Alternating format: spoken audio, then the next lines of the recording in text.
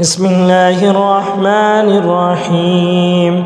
تبارك الذي بيده الملك وهو على كل شيء قدير، الذي خلق الموت والحياة ليبلوكم أيكم أحسن عملا وهو العزيز الغفور.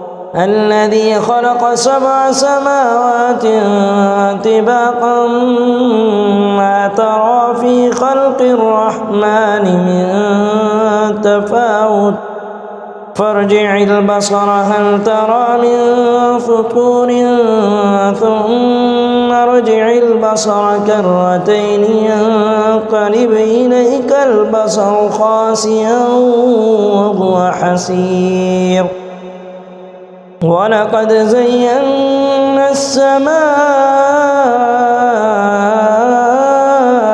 الدنيا بمصابيح وجعلناها رجوما للشياطين وأعتدنا لهم عذاب السعير. وللذين كفروا بربهم عذاب جهنم وبئس المصير. إذا ألقوا فيها سمعوا لها شهيقا وهي تفور، تكاد تميز من الغيظ، كلما ألقي فيها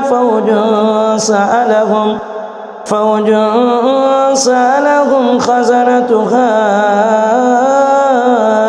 ألم يأتكم نذير؟ قالوا بلى قد جاءنا نذير فكذبنا وقلنا ما نزل الله من شيء إن أنتم إلا في ضلال كبير.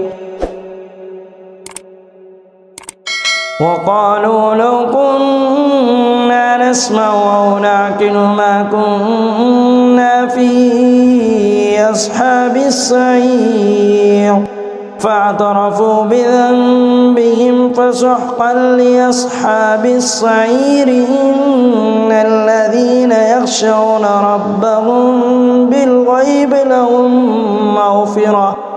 لهم مغفرة وأجر كبير.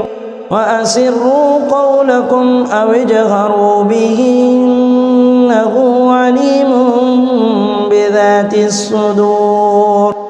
ألا يعلم من خلق وهو اللطيف الخبير.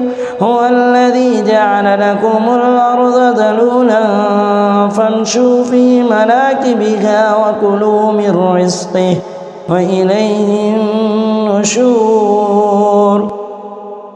أأمنتم من في السماء أن يخسف بكم الأرض فإذا هي تمور، أم أمنتم من في السماء أن يرسل عليكم حاصبا فستعلمون كيف نذير.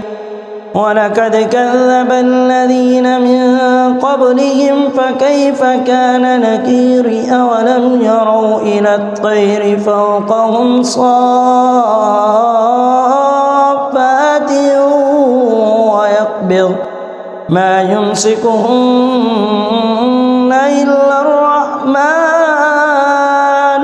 إنه بكل شيء بصير. أمن هذا الذي هو جند لكم ينصركم من دون الرحمن إن الكافرون إلا